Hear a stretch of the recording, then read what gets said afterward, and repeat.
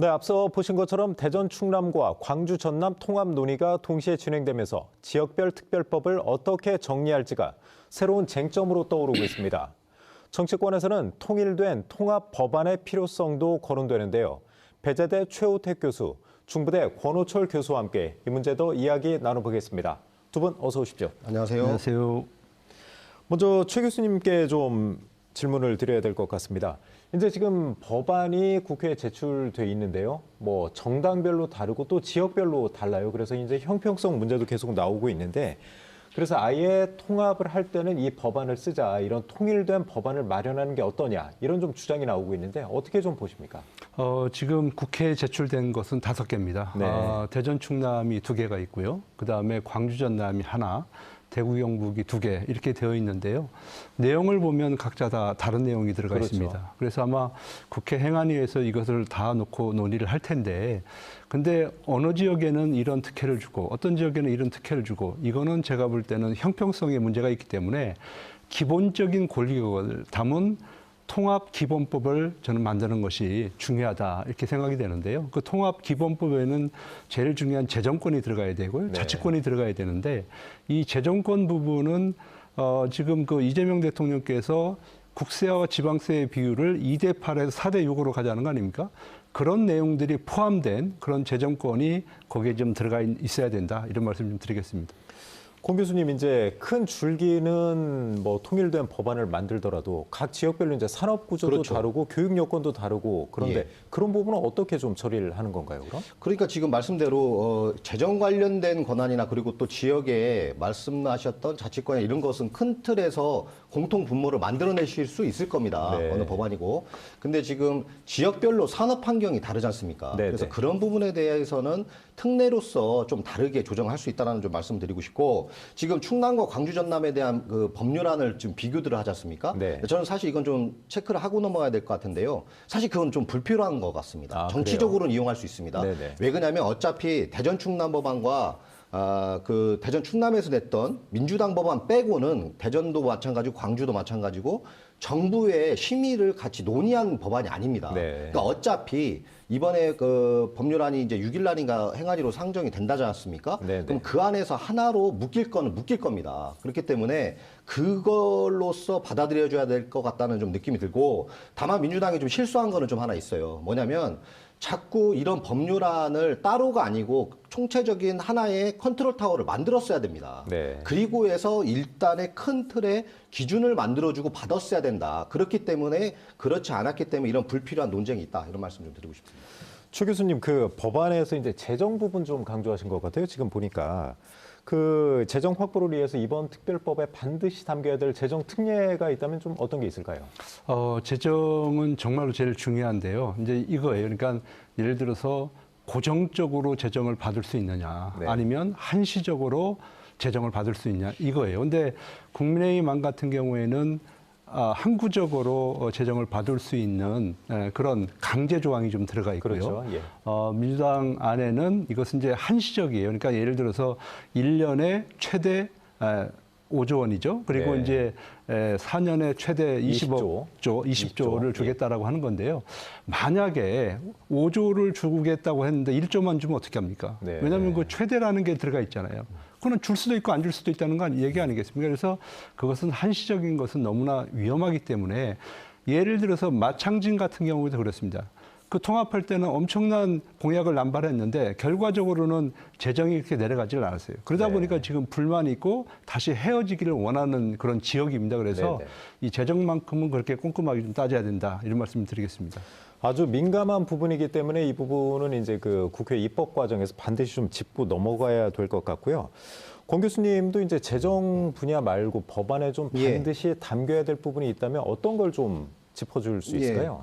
최 교수님께서 재정권을 말씀을 주셨기 때문에 저는 자치권을 좀 말씀드리는데요.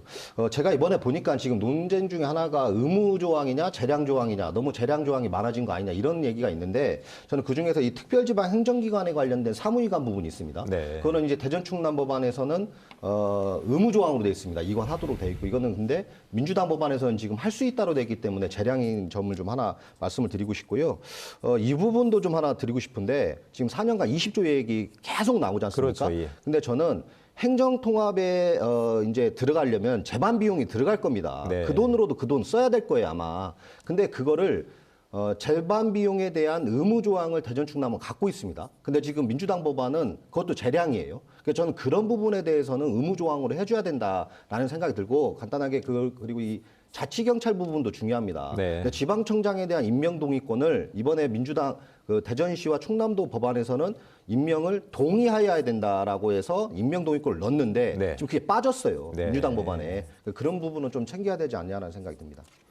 이번에 이제 행정통합이 좀 갑작스럽게 진행되는 느낌은 모든 사람이 좀 갖고 계실 것 같아요. 그렇다 보니까 이제 시민단체에서도 그렇고 왜 시민들을 좀 빼놓고 진행하냐.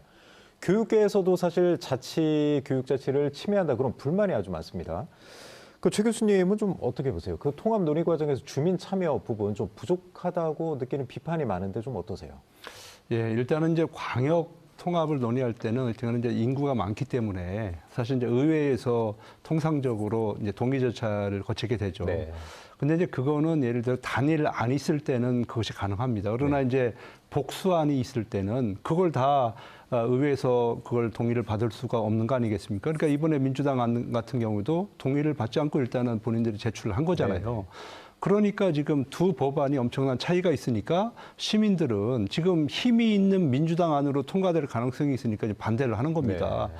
아까 우리 권 교수님 얘기한 대로 강제 조항이 많이 들어가야 되는데요. 이건 강제 조항이 아니라 재량 권한이 많이 들어가 있어요. 뭘 할 수 있다. 다음에 안 하면 어떻게 할 겁니까? 그러니까 우리 시민들은 그걸 불안해하는 겁니다. 그렇기 때문에 시민들의 의견은 들어도 부족함이 없기 때문에 저는 지속적으로 그러니까 법안이 통과되는 그 순간까지도 통과가 되고 이것이 작동하는 그 순간까지도 계속 시민들의 의견을 들어야 된다. 이런 말씀 드리겠습니다.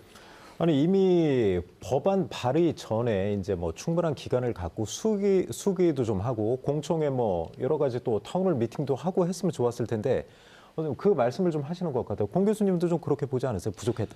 저는 사실요, 그때나 지금이나 이 수기 과정은 똑같이 부족해 보이는 것은 똑같습니다. 네. 근데 그때는 맞고 지금 틀리고 이거는 제가 그래서 정치혁명은 이제 빠져야 된다는 말씀을 드리는 겁니다. 그래서 행정통합은 속도가 문제가 아닌 겁니다. 주민의 설득이 먼저입니다. 그래서 저는 원칙을 세워야 된다. 첫 번째는 하나를 정해놓고 나를 따라라가 아닙니다. 다양한 시나리오를 열어놔야 된다는 거 하나가 있고요.